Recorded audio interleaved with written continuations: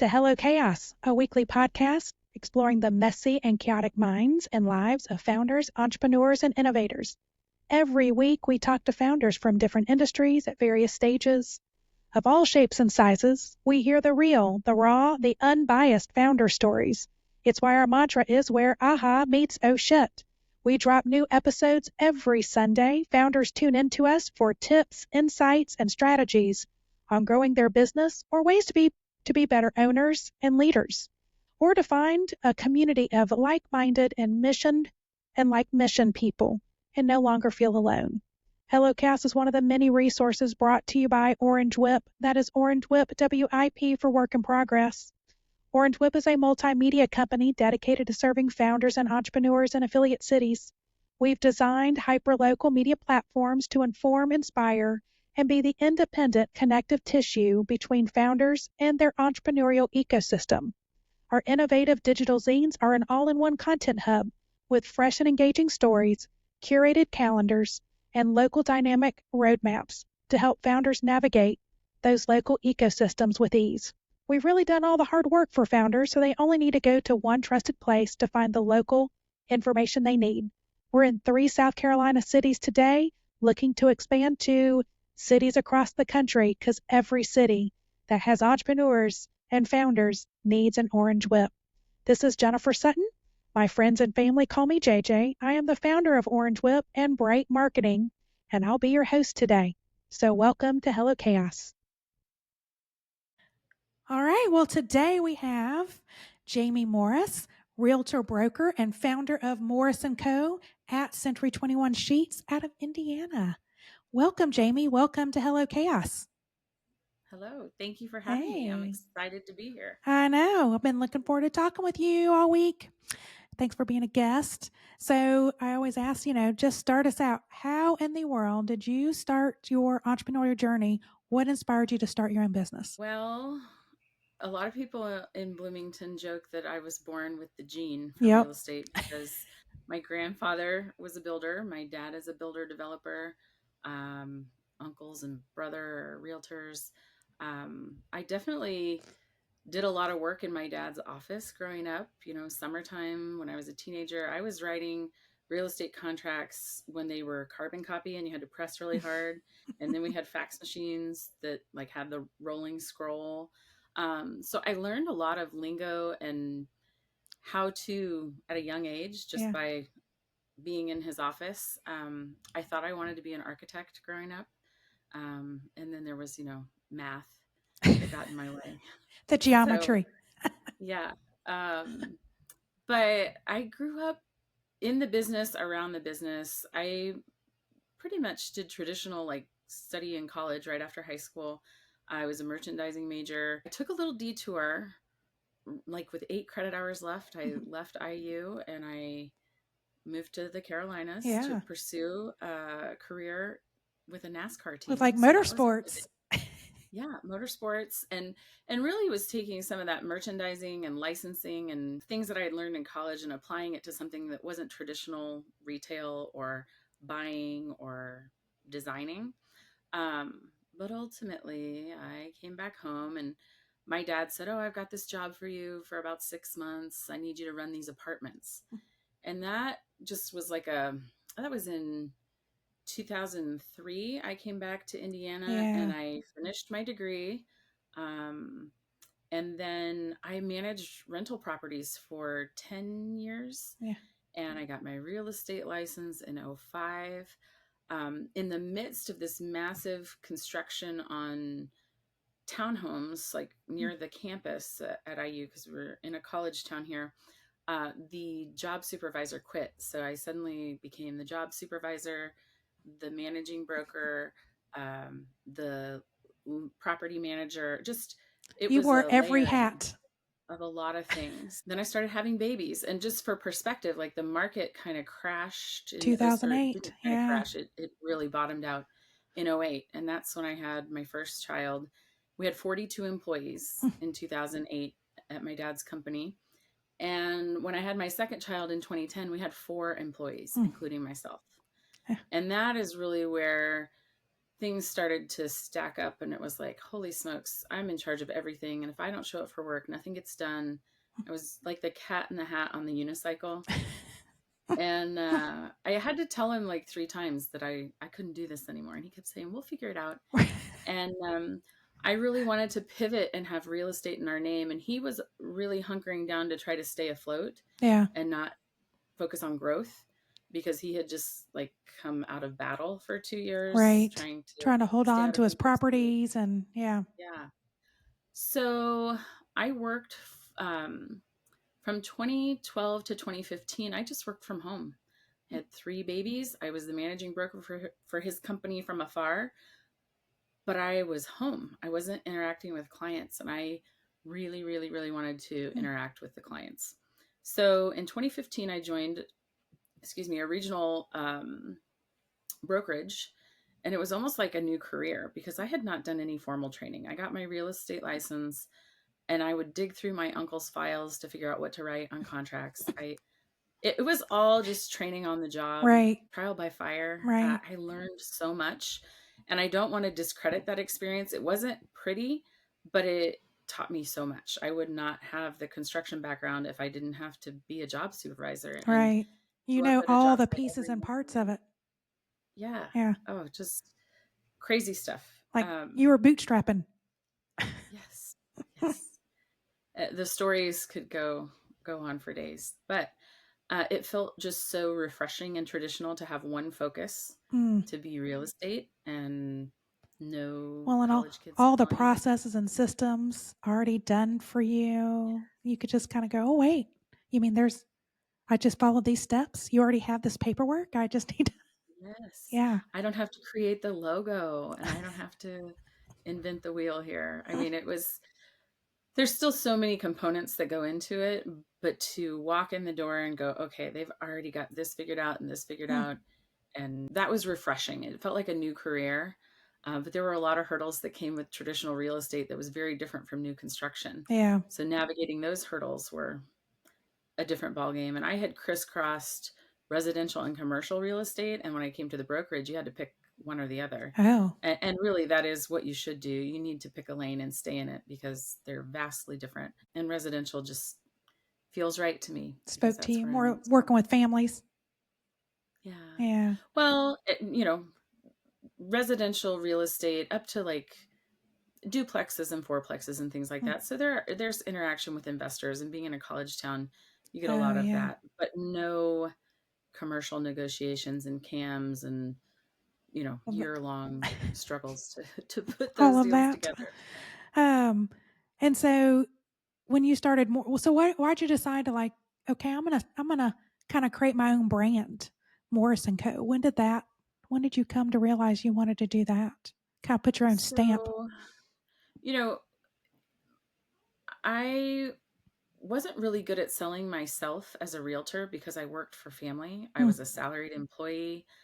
It was non-traditional as a realtor, from 2005 until 2015. So for about the first 10 years.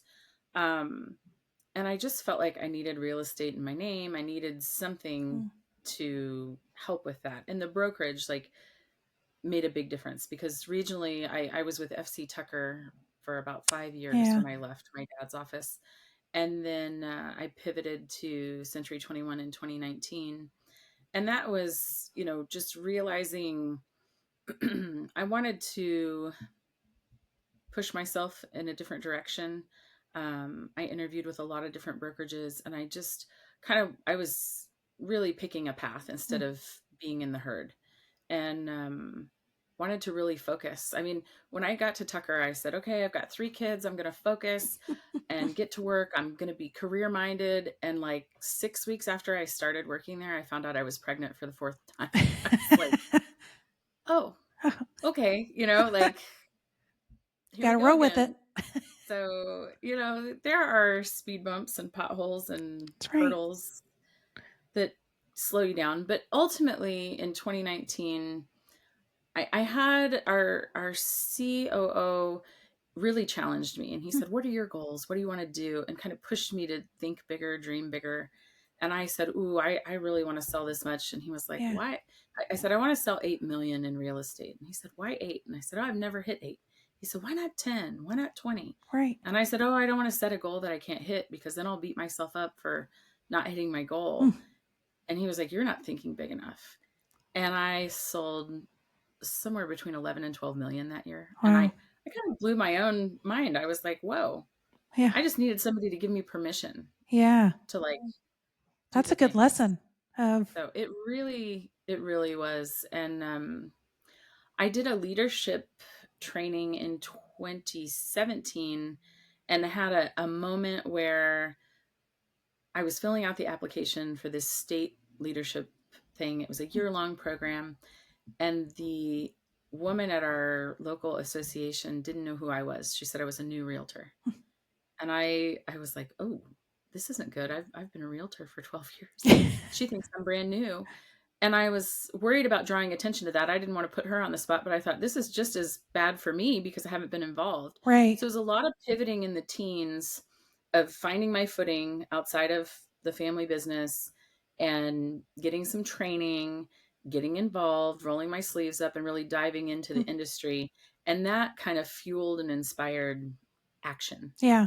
Well, it's So, like you realized I had this family brand that you were under. Now it's like, okay, how do I carve out who Jamie is and your own personal brand from that? And yeah, build some credibility around. yes. Yeah. So, Yes. Well, and I purposefully didn't use my maiden name. Like a lot of people will hyphenate their name, but I oh thought yeah. I'm going to do this for me. I'm going to do this, on my terms. It was just that time for me. So, So what do you think you discovered most about yourself in the journey? so I've learned a lot about myself over the last, so this is the end of my 19th year in real estate. So I'm coming up on 20 years. And if Wow. you count those summers in high school, it's been more like 30 some years. Yeah. Um, but learning about yourself is really so important. And Mm-hmm. and I hired a real estate coach, and that Mm. just changed everything. Having that perspective, helping me see my blind spots, delegating work to other people and learning to trust other people. Mm. They were doing the things I don't like doing. And I knew I didn't like doing those things, but it was almost again like I needed permission for Yeah. someone to say, like, hey, you don't need to do this. Work on your business instead of in your business. Right. And with 4 kids and just the kind of on call that real estate can be if you don't set those boundaries or give yourself that time to turn it off, can be chaotic. Yeah. And having a coach help me make those processes and set goals and get structured and organized really changed a lot. And now it's like how I focus my business instead of just kind of running Like hair on fire from just one putting call out. to the next. Yeah. Just answering the calls. What? So how But did you find by your default, I think my natural instinct is firefighter, like problem solver. right? And What? I think that comes from so many years of running around with your hair on fire. Right. So So how did you find your coach? my managing broker did a training course. It was like 7 o'clock in the morning. So Mm. it was once a week for like 14 weeks. And, we had to make all these accommodations to get the kids to school and all these places for me to go to a meeting at 7 a.m. Yeah. But I was totally inspired by that. And what's funny, and I hear people say it all the time because now I mentor and moderate classes for that coaching company. People say, "Oh, I can't afford it. I can't afford a coach." And I'm thinking, you can't afford not to have a coach. Yeah. It's a very limiting belief. It's a very just short-sighted, I think. I mean, when you look at successful businesses, successful sports teams, the greatest athletes in the world have coaches, Or multiple coaches. Yeah. Yes. Yeah.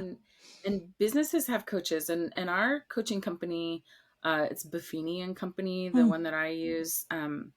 They coach more than realtors now. They started out coaching just real estate, but now they coach entrepreneurs all over the Mm. place because there's a need for it. But We through coaching, I go to a lot of conferences, learned a lot about myself. There's this fascinating, like lots of people take like personality profiles, disc profiles, and learn their different styles or get their PI score. right. Um, I've done them I was all. at a conference. Yeah, I Like, went to a conference a couple years ago, and I'll be interested to know if you've heard of this one. The Working Genius yep, is one that we've done I that learned here. about. Yeah. And I mean, I have used that on boards Mm, with, orchestrating committees. It's like, oh, you need somebody from every genius right. to well round your teams and well It's a round your cog in the committees. wheel. You need to have everybody kind of, it's that well oiled machine that gets, Yes. yeah. So finding those, being alerted to those blind spots and learning, hey, this is what I like, this is what I need to delegate out, kind of just funneled things Mm. into a more cohesive process for me. So, what is your working genius? Do So you remember? I'm invention and enablement. Ah, So Chandler, do do you you know remember yours? yours? Chandler's like, I don't remember mine. I am, if I have to remember what's the D? The acronym is widget: wonder, invention, discernment, Okay. galvanizing, enablement, and I'm, tenacity. I'm wonder, and I'm like a borderline wonder to invention and then heavy Mhm. discernment. So I'm a big vision. So I've always been called a diagonal thinker, where you can think big, but then there's a lot of analytics and logic and methods to then go, what is then the right path forward? But enablement, that's like my worst. That's like yeah, I am. It's what frustrates me the most. And Mhm. at the end of the process, it was the two. And Chandler's over here is producer, and that was one of his. I think you were enablement and something. It was the other, the T. What was Tenacity, the the? finishers. Yeah, that Yeah. was yeah. Which we need So those my people on our admin, team. yeah, that my admin is so tenacious. I can give her a list and I can say, I've been thinking about this for a year, and she has it done a week later. I'm like, oh my gosh, that didn't take you a year. I've been thinking about it for a long time, just never did anything with it. But Right. she's a taskmaster, so Yeah. Like she cranks it out. we always need those people. So what's Yeah. been the most rewarding part of owning your own company? Well, flexibility with Mm, a busy family. I mean, my kids are in every sport under the sun, yeah. and And we travel run sports. 20 different directions. So having that freedom, I can remember sitting in an office from 9 to 5 thinking, I was envious of my friends that worked at the hospital because they would work like 3 12-hour shifts and have 4 days off a week. And I was like, I wonder what I would do if I just had one weekday off. Right. And what's funny is I don't really have that many days off. Yeah. But if I need an extra hour in the morning, I can build that in. Or if I Right. need You control a your long schedule. weekend, I can schedule that. Yeah. So I get to travel with my kids to all their tournaments and do fun stuff like that that I couldn't do, or I'd be calculating my PTO or Right. vacation days. So Yeah. No. So if you had to sum up your journey in one word, what would be that word? I think fulfillment or fulfilling Hmm. is the word, because this industry is so multifaceted, and you are helping people with first time experiences. You're helping them with their largest purchase Yeah. of their life. You're It's a helping scary people purchase. downsize. Sometimes they're grieving. Sometimes they're going through a divorce. Hmm. Sometimes it's like, we moved across the country and here we are. Tell us all the things about your town. And that's Right. fun too.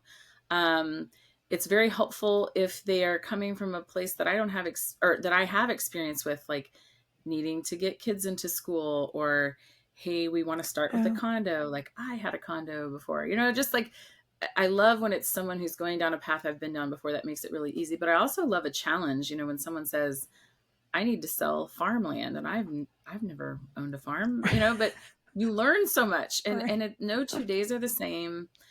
Lots and lots of curveballs. Mm-hmm. It is some days overwhelming, but invigorating. I mean, I learned a couple years ago, renters on Section 8 can buy homes and get assistance with their mortgage payments, so they don't have to be forever renters. Oh. And I helped a single mom buy a home, and I didn't even realize that that was part of the process until we were under contract. And she said, oh, by the way, I have this person helping me with this. And that was huge. Yeah. And so it's very rewarding. It's very exciting. It's a roller coaster of sorts, but it is a fulfilling career. that you get to do so much in your community. You get to have such a huge impact on local politics and zoning. And I go to DC and I get involved. I mean, I got a book recommendation from one of our senators and read that book, and I was like, oh my gosh, how many people get to sit in these chambers and talk to people and have an impact on what's happening Right. in their industry. So it's just so multifaceted, and there are so many unique things that we get to do as realtors, and we touch upon so many different layers and different, we're dealing with construction workers and subcontractors, and we're dealing with attorneys, and we're dealing with title companies and insurance, and so And a lot I of don't it know. is language people don't necessarily understand. It's complex. Why do you have to have all these players, around the table? So to help your buyers or sellers walk Yeah, them through all of that. I don't everything. think I people mean, talk about your industry in that way. no, and that's something that I think I just came from our state conference a week ago. Our Indiana Association of Realtors was talking, they had some speakers in, and a couple of them were from California. And it's just so interesting to learn how real estate is so different from state to state. You Yeah. have to have a separate license in each state. And I'm only licensed to practice in the state of Indiana, but talking about our how and some of the problems with like real estate shows you watch on TV kind of glamorize it, or people on social media will be like, oh, I sold this house in 4 hours. And you're making it look so easy, but it truly is hard. It's very stressful. Mm-hmm. And consumers sometimes are only doing this once in their life, or two or three Yeah. times over the span of 40 years. I don't We do recommend this that. every We've been day. that way.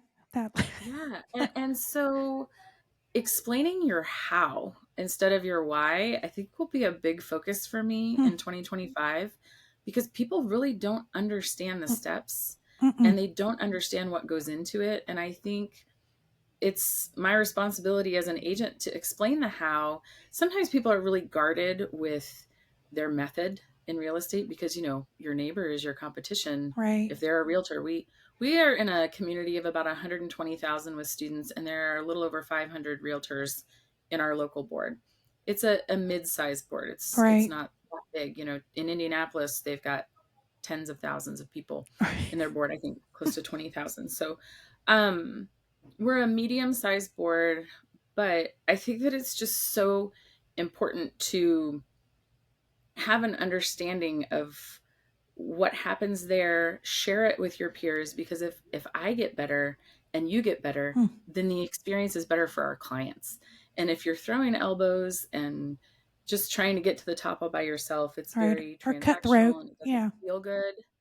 And it's You, really a relational business, and my coaching emphasizes working by referral. And I don't take cold leads off the internet. I'm afraid I'd walk to my death like meeting strangers. I usually get business from a client who's referring a colleague, a family member, a neighbor. right. I have a big family, so I get a lot of That's personal referrals from family, but that just feels good to me. It's very, very Midwestern and very comfortable, and not as terrifying as, oh, someone just called off the internet and I'm going to meet them in a dark house at, you. all hours of the day. So what do you like better? Is there a difference in your mind of the process of working with a buyer versus a seller? Do you have a preference of? Well, at this point in my career, so many of my buyers are sellers That's what I'm too, like. or so many of my sellers have become buyers. It's so layered.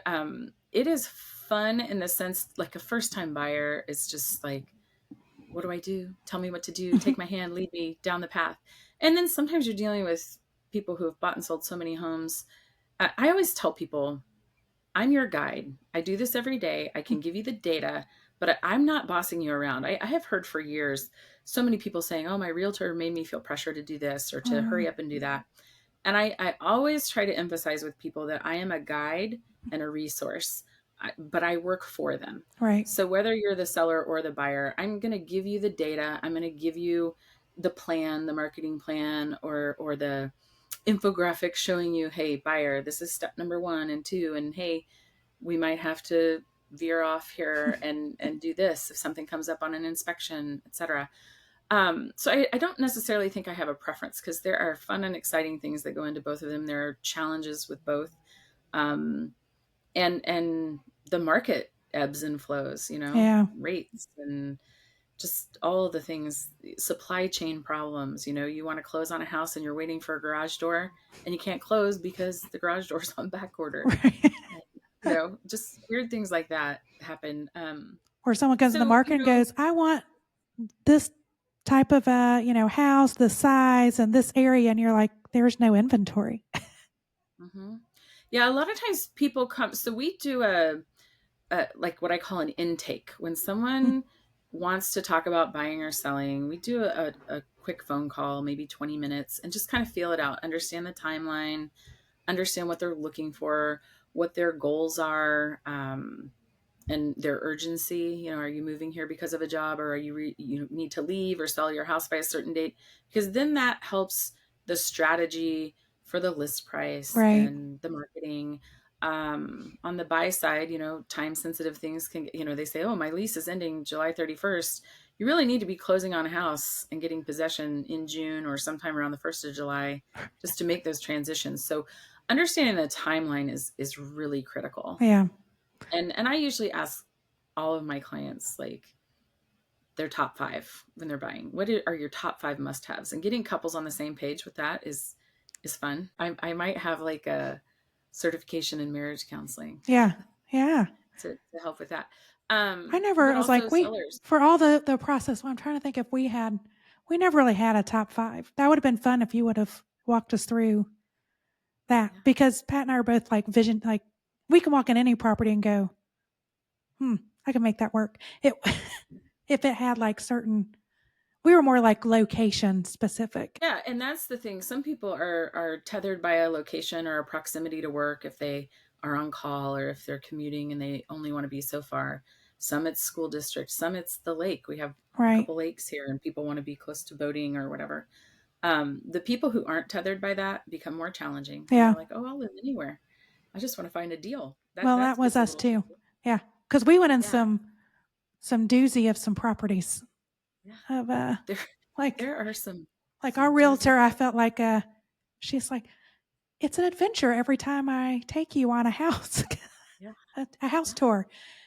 But yeah, we saw some, like, I swear to God, there was one that it had to have been some kind of swingers home.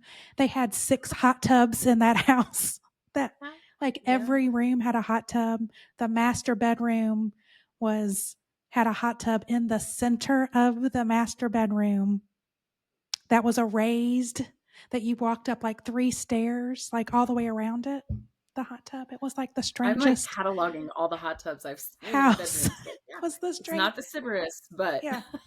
We were like, what is happening in this house? Or we yeah. walked into a house and it was like right when you open the door, they had these double staircases, but it looked like from the pictures, it looked like this grand, those like these grand entrances with the double stairs. It was like you walk into a house and you could almost hit it with the front door, like one of the Hmm. stairs, and it went up to nowhere. Like it was just like a landing that overlooked this teeny tiny living room. And we were like, what is the purpose of this Yeah. house? But we were like, oh, this is why this is not selling. And it's why it's on 20 acres. And you might as well just either knock this house down and you're just buying the acreage.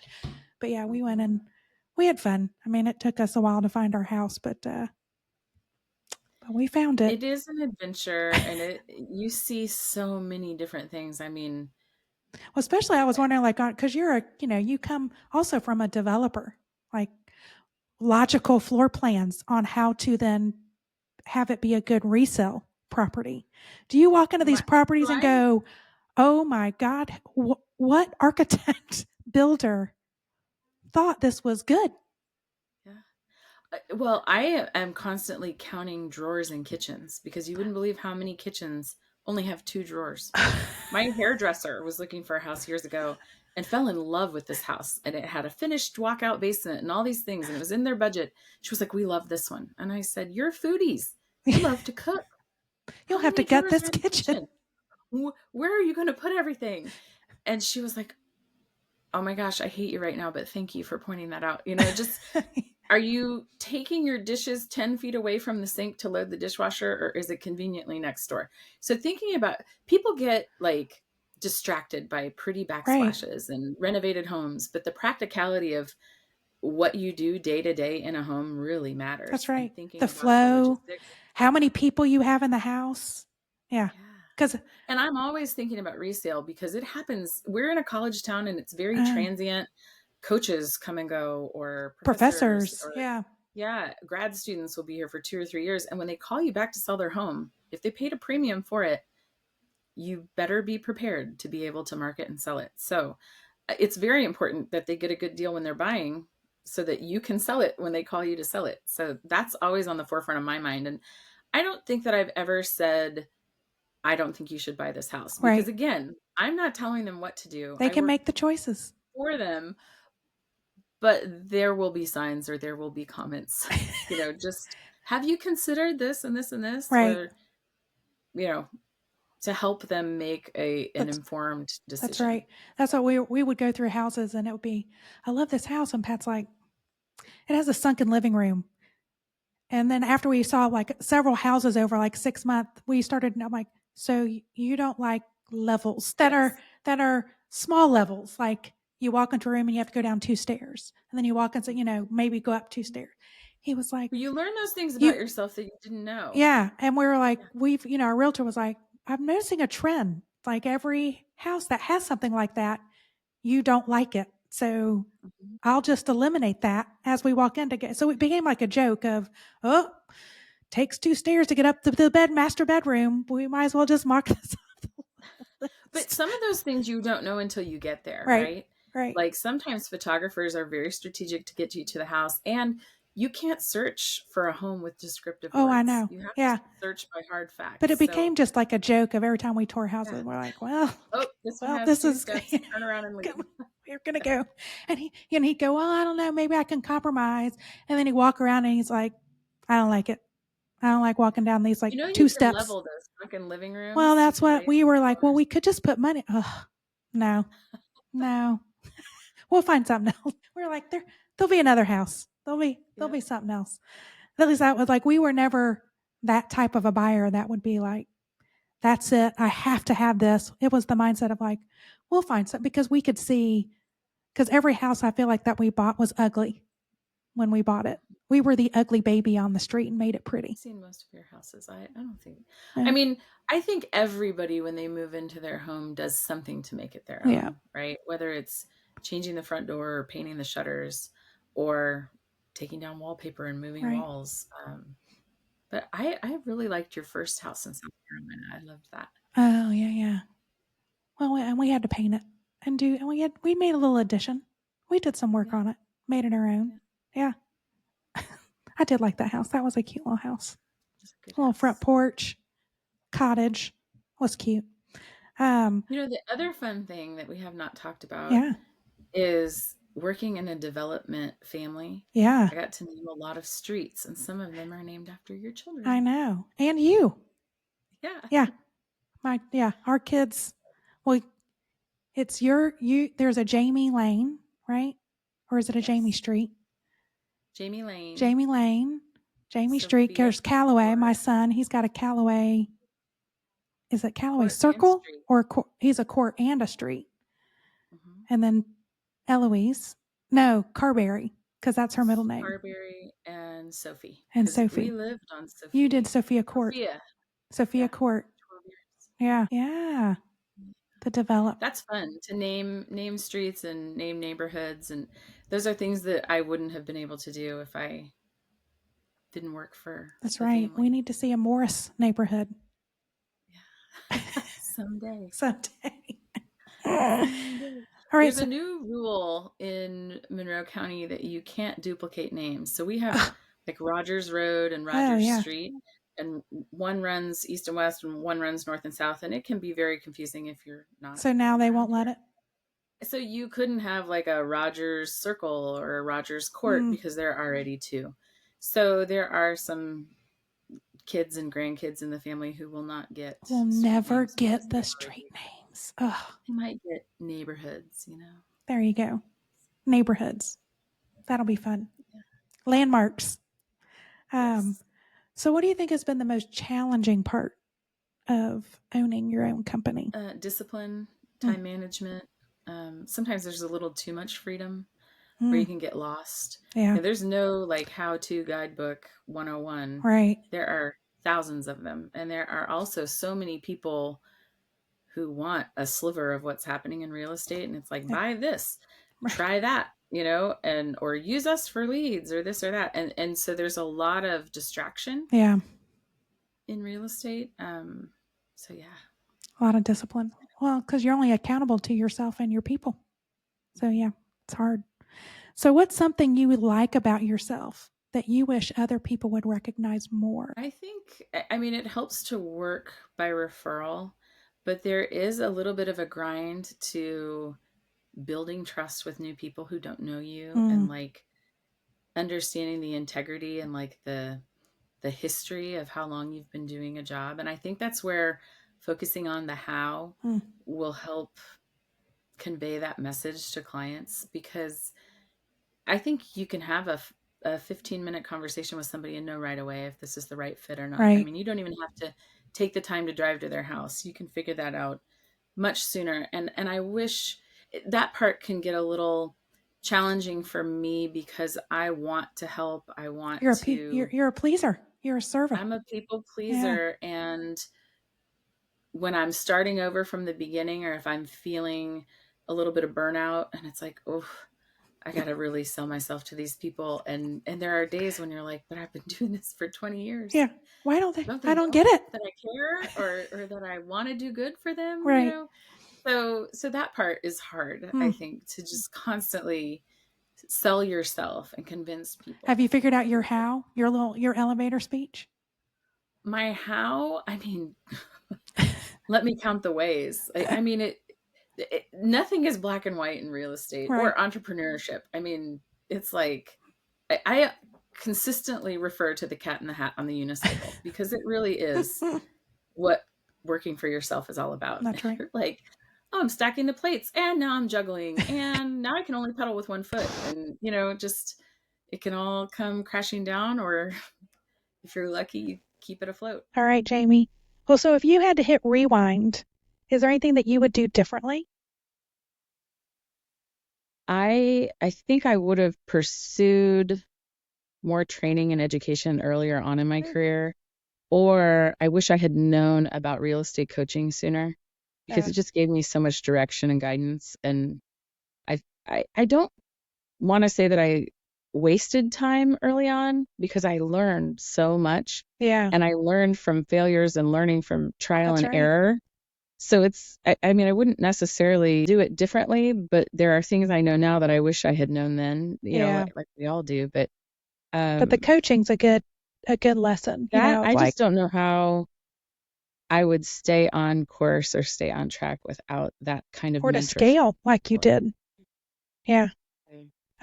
So what was your greatest aha moment? I think just when someone else believes in you or gives you that personal ask, it's almost like someone is allowing you as an adult to do something. Like you spend your childhood being guided and told yes or no, and then Yeah. you work jobs where you have a boss who tells you yes or no.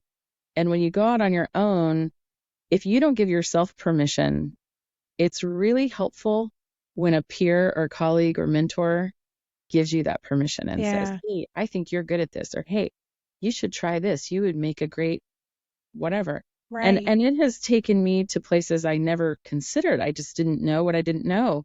And Right. I was the president of our local board of realtors last year, and that was triggered by like years ago a friend saying, I think you should join this board. I think you could be the president of it. And then my managing broker at my last office said, I really think you should do the state leadership. Hmm. And I did the leadership academy, and that really gave me ideas and gave me the confidence and the, I guess, permission, for lack of a better way to describe it, to just You got the push. try the things. So, Yeah. And then what do you think was your biggest oh shit moment where you just like, oh no, what have I done? well, I think my biggest oh shit moment was between 2008 and 2010 when I Yeah. realized I work for my family and nobody knows I'm a realtor. and I need that direction. And then, having a coach help me in like 2017 to 2019 figure out, just learning about myself was like, Yeah. aha, now I can get further because I have a team and I have people helping me, where it was like, nobody can do it as good as I can do it. So I'm going to do all the things and stress myself Right. out and never see my family. And then suddenly it was like, oh no, and examples like, a surgeon doesn't go into surgery and do all the prep and all the x-rays Right. and all the things beforehand. They're executing on the actual surgery. And it's like, It's a team.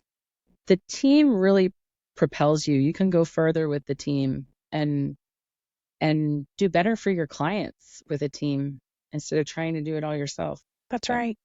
So what do you think, well, I was going to ask, what do you do just for fun, like to deal with stress, anxiety? Is there any like disciplines that so you my have to like like keep you sane I for mean, kids and I traveling think everywhere? I might be a little bit of a workaholic. Like, I like to listen to self-help books. I crave learning because I didn't do that for the first 10 years of my career. I was just like trying to keep my nose out of the water. It was like Right. survival mode.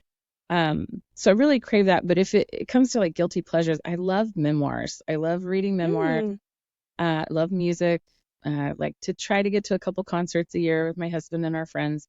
He was in a band for about 16 years. He plays he guitar. still plays He still once in a while. plays. Our kids are all learning how to play guitar just casually, but it's fun if I walk in the house and he's got two or three of them sitting down Yeah. with the guitar. Charlie's in a band. Charlie's, You got to announce his band he name had because I a think it's band. hilarious. He and his friends had a band when they were little with like toy instruments called the Awesome Dragons. And the Awesome Dragons allowed his friend and his friend's little sister in the band. But unfortunately, he said the cutoff to get in the band was like 3 days before his sister's birthday, so she wasn't old enough. And his friend's sister was allowed to play the microphone, which meant she could sing. So that was kind of a mean boy band. So He's so it funny. was exclusive. And now Yeah. he's driving. Ah, Now he's driving a car. He's very helpful. I think maybe some of my kids might want to be in this industry someday, and yeah. he's super helpful. He's an entrepreneurial spirit kind of guy. He has some of that, yeah. Yeah. And my Yeah. youngest daughter mocks me all the time. Oh, I'm Jamie Morris, realtor. She'll like mock me on the phone, and I'm like, come on. She'll She's a little sassy. she'll own a business. She'll Yes, become president. she is She will. in charge. She's always in charge. Okay, Jamie, if we were to meet a year from now over cocktails, what would we be celebrating? So my husband joined my team this year. I saw, yeah. And cannot wait for him to soar in this business. He has some entrepreneurial experience in a He different field, does. and he's got a lot of connections in our community, and he's just getting started, and I'm really excited for him. So a year from now, I really hope that we are celebrating his individual success and then our success overall as a team. Nice. Yeah. Have you set his aspirational goals? His stretch goals? He has some goals, yes. And I joke with my coach. I just sent her a thank you card last week. I said, our most recent team coaching session, there's another agent on my team. Her name is Macy, and she couldn't make it. We had to reschedule kind of last minute. My admin couldn't be there, so it was just my husband, Chuck, and I. And I sent her a card afterwards, and I was like, thank you so much for all of your insight. And P.S., not only are you my coach, but you're kind of like my marriage counselor now. Because she can see our blind spots together. And it's like, hey, Jamie, you're frustrated over here because he's not doing this, but he's never going to do it the way you do it. He has his own way. And we, in addition to all these profiles and things that we do, they have the coaching company has something called a real strengths profile. And he took that. And we actually got those results this morning and went through those. Is that based on the Strengths Finder? Like the top 5, you get like 35 strengths, No, and then they give you the top 5? Is that what it's based on? They bought this program like in the 90s. It used to be called your Heritage Profile, and they've rebranded it as your Real Strengths. And it's like, are I haven't you heard that one aesthetic, before. pragmatic, or are you like I'm a create finalize. Like I like to start things and get them done like rapid. And Right. he's execute finalize. Like it kind of dissects different parts of your personality. And it's got all these families of things like your how relational you are, or if you're a learner, or are you a gardener, or Right. I don't really know if It it's feels a something lot that's like the needed. Strength Finder, Yeah. similar, but it sounds like it has its own little nuance. Yeah. Yeah. So Were those good? Did you and Chuck kind of go over them together? we did. And it's interesting to see how that layers, like things that we have in common and then things that are vastly different. So he's always said he likes to be second in command as far as business ownership goes. So that pairs well with the husband and wife real estate team. He's really good at letting me take the lead. He's a great support person, and he has done, I mean, there are times a real estate spouse is like the invisible wingman that nobody sees, or wing woman. I've had him pick up like tractor tires out of a yard. Like somebody was using a tractor tire one time for gardening and like had flowers planted in it. My buyer didn't want it and the seller didn't take it. And he took it, hauled it away, propped it up on the side of our house. And I was like, we can't keep this here. And some guy that worked for him wanted to use it in his home gym to flip the tire as part of his workout. And I'm like, you see, we repurposed that. It was fine. But the logistics of getting like giant tractor tires from the house, stored at our house, to the next person's hands is a little clunky. He has a lot of roles that he's taken. We've been married almost 17 years, and he was a realtor by osmosis, just without the license, for a long time. Now he's officially a realtor. And I know he was kind of nervous, kind of get into it. Now he's like, it's like, Chuck, you were kind of born for this, Yeah. No, he's such a patient people person and easy to talk to, and just getting some of that background that I've grown up with that I take for granted, or the terminology, some of the real estate vocab is a little crazy, and just the scenarios and negotiations that go on. It's like, you don't know what to do until you experience that, and then you learn. That's right. So. Okay, so what would our listeners be really surprised to learn about you? We know you're a mom. You like music, but what's something that's not on your resume or anything on your website? Undisclosed stage name when I sing karaoke. Oh, that's right. What's your stage name? Not very often. That might happen once or twice a year. And I'm not going to tell her name. That's my stage name. I can't out myself, Guess you can. Karaoke queen. And then because you've had a coach, and they're like, so what's the best piece of advice? I mean, you've given a lot of tips and lessons, but what's the best piece of advice that you would give another founder, entrepreneur, getting into wanting to start their own business? What advice would you have for them? Don't get stuck in paralysis overthinking all the things. You really, really, really have to take action. And that might mean leaning into peers or fellow business owners. And sometimes it's your competitors. And, no two people are the same. No two people know the exact same network or sphere of influence. And so you can share those things with each other and learn and grow. Having peers and colleagues in my circle to support me and to support, it's made the biggest difference. I mean, I joke with people in my office who are new, and they're like, how do I do it? What do I do? And I'm like, well, have 4 kids, put them in all the sport, join every board and every committee, and run yourself ragged, and you'll read all the books. More business than you know what to do. So that's my joke. But I think I didn't know to seek out those things the first half of my career, and the second half, these last 9 or 10 years have just been it's almost been like a completely different career. Yeah. Although I wouldn't be who I am and have the experience that I have without that first part. So they go hand in hand. But take action instead of just thinking about what you want to do. Do that. And that is so much easier to say than do. And I obviously don't do that in all facets of my life. Right. It's very compartmentalized with the work. But get out there and meet people. And I think that's a good piece of advice too. I think people are afraid to talk to who their competitor might be. Or that's fearful like, don't that be say something wrong or silly. Right. I learned so much. Someone asked me to chair a technology committee, and I don't consider myself to be techie. But because we went from 42 employees to 4, I learned how to fix the copier Do and well. fix the Wi-Fi and the router and all the things. And it's like you just keep trying until it works. Right. And so joining that technology committee, a lot of the people on that committee, a lot of the realtors through our local board that were on that committee, me. I would come up with an agenda saying we need to brainstorm, and they would bring all these ideas, and I would walk out of there like, whoa, I learned so much. And I think there's a veil of like intimidation Right. when you think, ooh, I'm brand new to this, or I've only been doing Oh, this I for don't 3 belong in years. there. That's so Yeah, like, yeah, you do. Just there's a get in seat at there. the table for everybody, and you just have to be brave enough to come up and sit in it. So That's right. Yeah. No, that's good because I think that's what we find is, especially in the entrepreneurial community and especially in industries like yours, that it is very welcoming. And if you just, hey, can I grab a cup of coffee or a beer? I think most people, yeah, absolutely. Let's go find a time. And I also think, I mean, I've worked at a small, what I call like a mom and pop office. I do think it's important to surround yourself with other people. I mean, in our state, you have to have a broker hold your license for 2 years. That can be an independent broker or it can be a big office.